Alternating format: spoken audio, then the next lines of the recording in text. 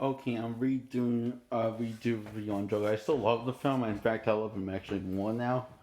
But I felt like I kind of did my last review because I was still laying. I didn't let the film sink fully in my head. That was kind of my mistake. I basically just watched the rest of the film. So, but I should have watched it like a third time because this film's so unique and has and I it's one of the more unique films I have seen. Similar to it's like reviewing this is like trying to review the movie Heavy Metal 2000 or The King Kami. It has such an unusual tone that I guess what happened is kind of caught me a little off guard. So yeah, you don't want to say too logical about this film because some of the scenes feel like their intention to throw you off. So you might not want to believe everything you see or think too much of it because the scenes are there because it often blurs the line between reality and fantasy. And like my new Spider-Man shirt, I got it before Christmas when we were doing Christmas shopping. And where was I? Oh yeah, it blurs the line between reality and fantasy throughout the entire 3 hours of free act of the 2 hour run of the film, and he slowly transforms into the Joker. By the time at the end, we see him locked into his mental institution, which is Arkham State Hospital, also known as Arkham Asylum in the comics, and it seems like when he starts singing the song "That's Life" by Stephen Sondheim,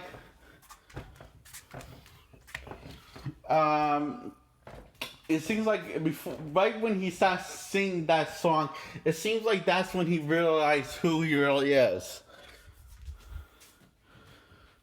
And he's having a chuckle about a joke that he just thought was funny, and he just like says to the therapist, "You want to get him quickly?" Next thing you know, I guess he murdered the therapist because his shoes has blood on them, and he's getting chased down the hall while he's skipping from the guide, and I guess he's making an attempt to escape. So, and if it seems weird, like, why I decide to see, why do I would talk about the ending before the actual plot of the film? Well, I'll get to that. We also, after he gets jumped by a kid, he's in a therapy session, and,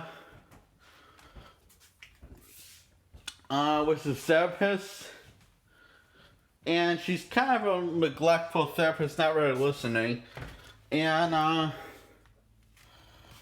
so not really listen to what Arthur says or writes down, and we don't know. Well, I don't know from my point of view. I shouldn't speak for everyone. It's full of it. I don't know if the jokes that he used for joke, I don't know. It's like, you as the audience don't know that that the journal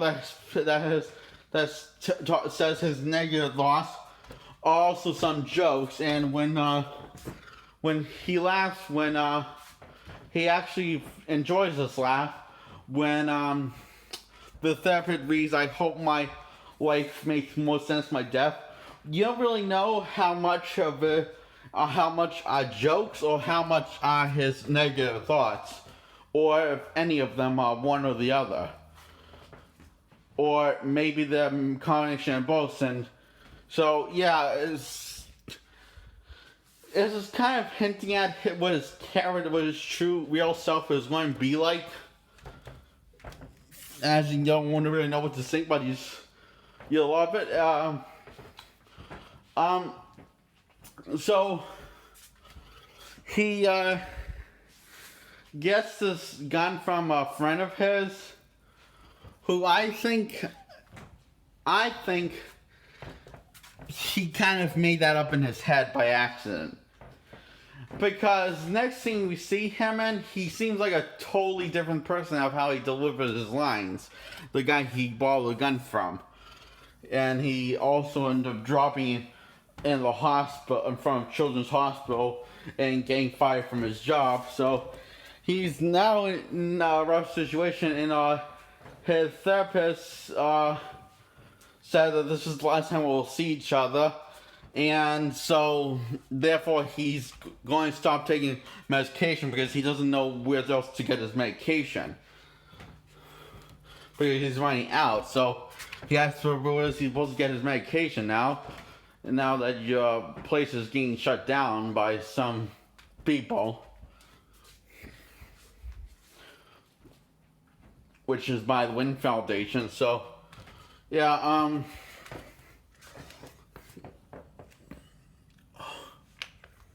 and so we also see him fall in love with this girl at first sight, and he stalks her. And also what Arthur, our main character is called Arthur, but he becomes the Joker. He's the one that becomes the Joker. So we also find out that he's also a bit of a pathological liar.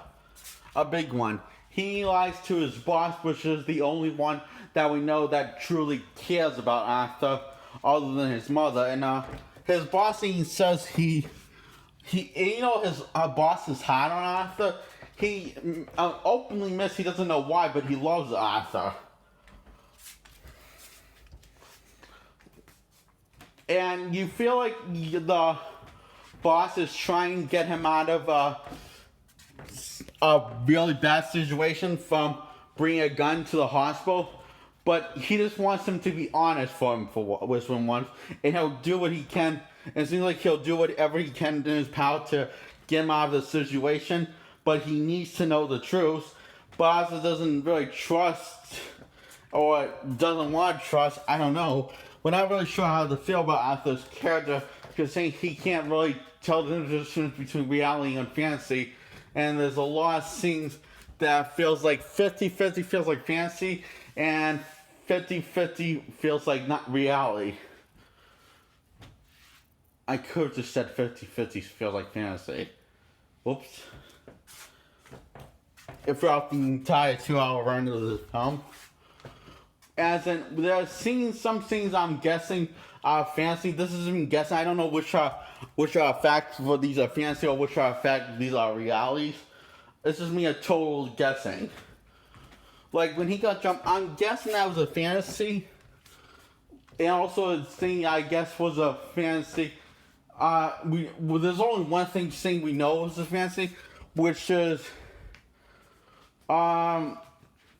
after he stalks his girlfriend a day, he forms a romantic relationship after coming onto his comedy show, his comedic stand-up, and it goes wrong, but people seem to apply. I think that's a little bit of a fantasy he just created, but not knowing that everyone's just horrified at him.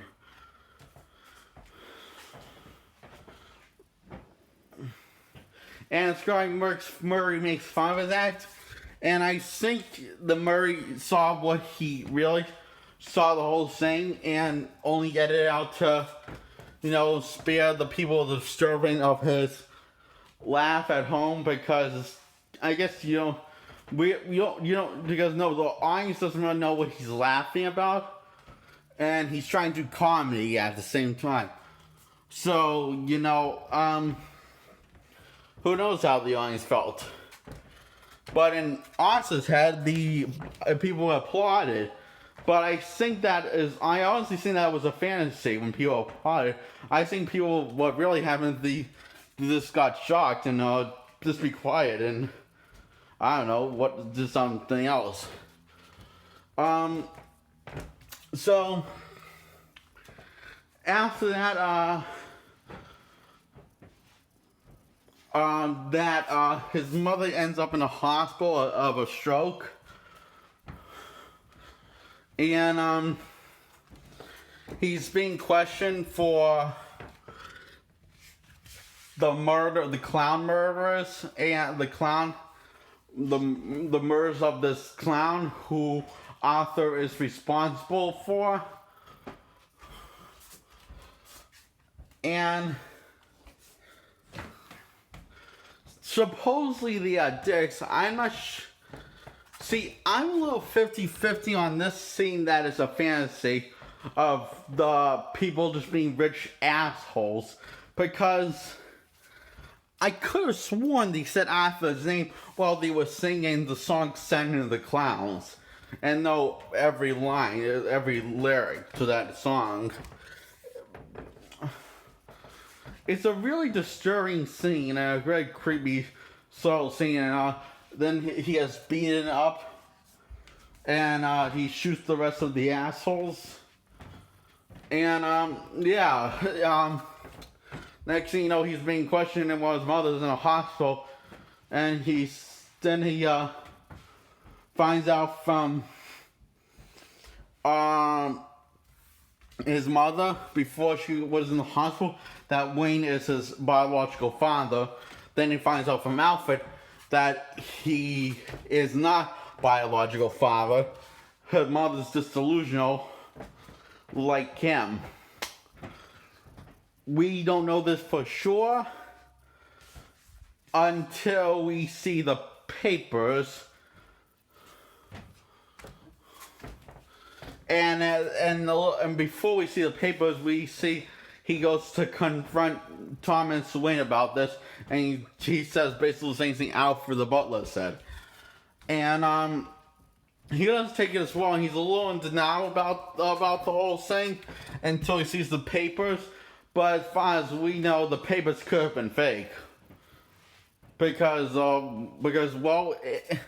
look, I'm not making excuse for Arthur's mental illnesses, but I'm just saying, rich people have the ability to make things disappear because they have ka-ching money. The same.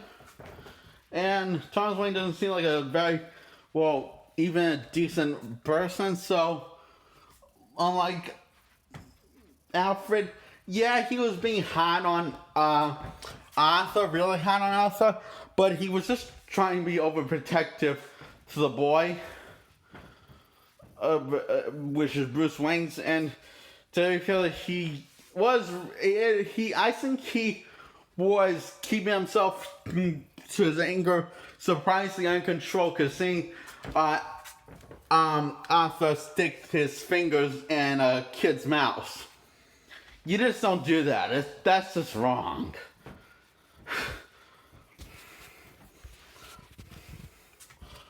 And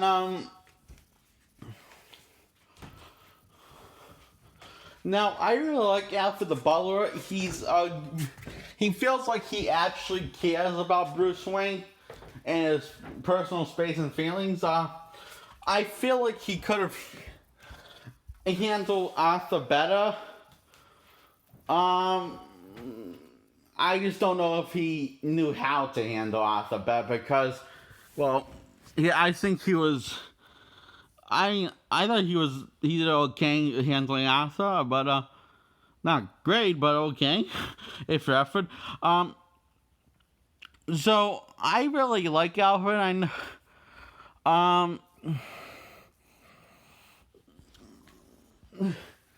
He seemed like he was trying to talk to Arthur like as a little, try to be Arthur's little friend, talk to Arthur like a friend. He was trying to seem like he was trying to give him advice, and he didn't yell or assault Arthur or anything, unlike Thomas Wayne. Yeah, Thomas Wayne didn't handle the situation. The guy that was mentally ill, obviously, who doesn't seem like a mentally stable person, not even from appearance, and he doesn't act like one. So, and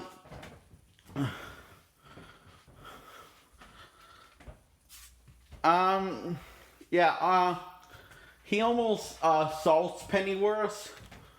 Almost, but he doesn't go through it because he knows it's not right. He still has the sense of right and wrong, his conscience, but he loses all that conscience once he sees the paper that his mother tied him to a radiator, and that he suffered several beans to the head. Or it was either the boyfriend that tied him to the radiator. We don't know who tied him to the radiator. This happened when he was a child, I guess, apparently. We see Arthur witnessing the flashback, which is, I guess, to be artistic. So, yeah, after that, he just commits murder and delivers his line, "I thought my life was a tragedy, but now I realize it's a fucking comedy." And, so yeah, he,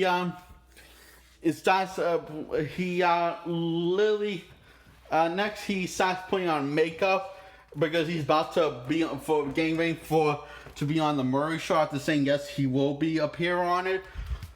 But he's not going to appear on Arthur because Arthur is dead. He died with his mother. Symbolically, I think that's the right word. I hope I used that right. And now Joker Arthur is reborn into the Clown Prince of Crime, Joker. So, and we see how, and he's when he's watching Murray, he's playing Murray and playing on committing suicide on the Murray Show and trying to walk with good posture like a confident person. And he's constantly rehearsing this overnight. And the morning he dies, he puts on white makeup, and this midget and his friend that gave him the gun came over to be friendly and actually, I want the cops over these places and over the place, and I want you to, tell me what you're going to tell them. Make sure our stories. I want to make sure our story's straight, so none one of us get in trouble, basically. And he says, okay. And he, we see the scene that he gets these scissors and puts them in a pocket, and it seems like he was planning on just killing whoever was there, came on his doorstep, because I guess he just doesn't care about anything other than himself now. Which you gotta understand. You do understand from his point of view why he only cares worried about himself now, and this doing what makes him feel good, which seems killing.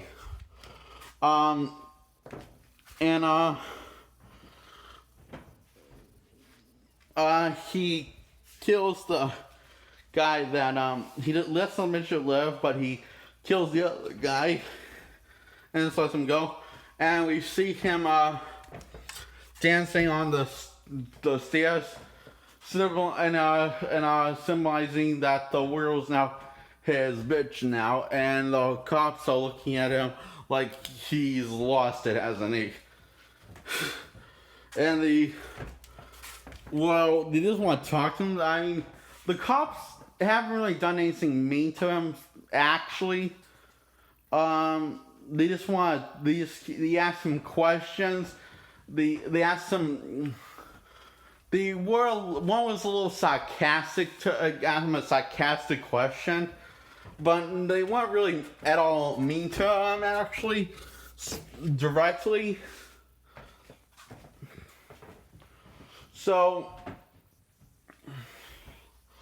yeah, they die by an angry mob created by the Joker on a train. and he just laughs at them getting beat to death. And is now on the Murray show, and almost pretty much ready to commit suicide, but he changes his agenda and just kills Murray for hurting his feelings unintentionally when he was on TV, Murray. And Murray tried to talk some sense into us. I do like that. I liked how he tried to talk some sense into us, like as a pal. To bring some sense into Asa's madness. It felt like it very humanized Murray, rather than just making this one-dimensional dick like Thomas Wayne. Yeah, Thomas Wayne is the only one that feels one-dimensional. And person.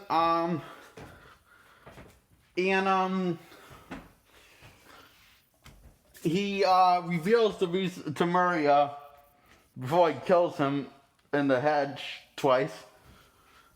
Is the reason why he killed those people, because they deserve it and he found it funny. And he says it didn't bother him at all. So, damn.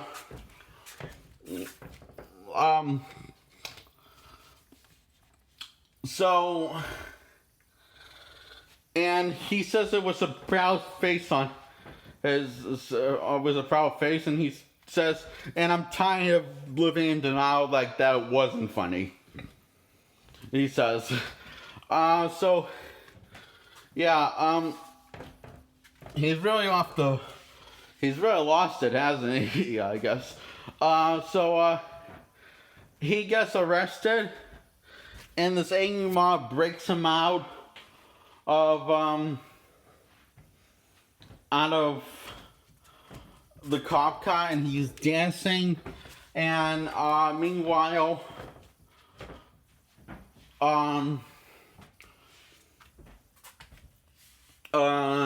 Thomas Wayne and Martha Wayne get murdered in an alley, and in front of Bruce's eyes as they're walking home from the theater. And the clown mask murders them, and while Arthur is sinking in the moment of a scene that he wasn't in when Martha and Thomas Wayne got murdered. Now, I personally think that he did it, and that's why he's laughing. And that's the joke.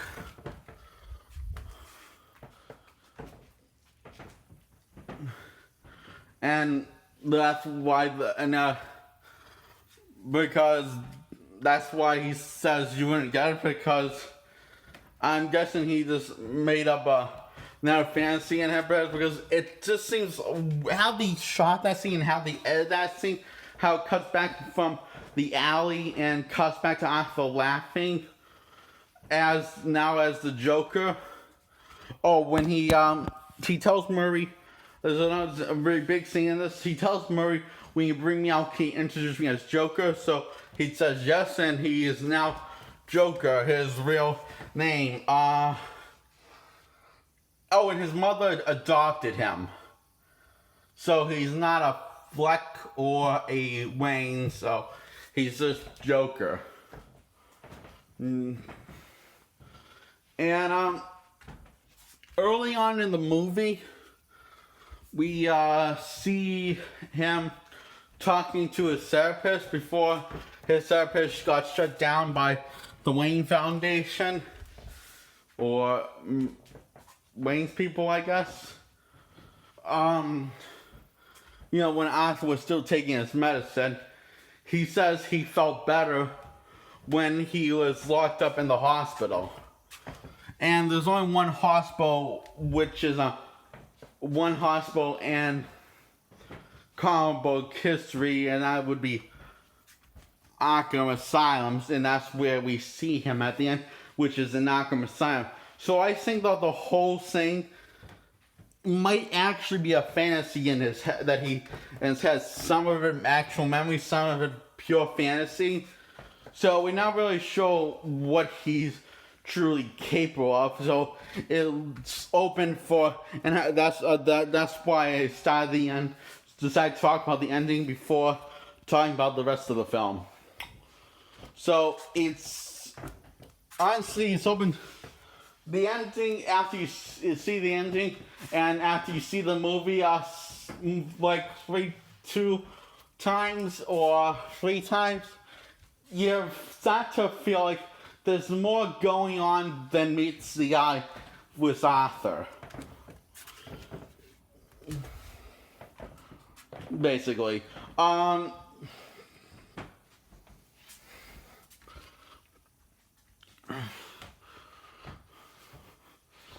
So, yeah, that was Joker. I really love this film. I recommend it, and I give it a thumbs up.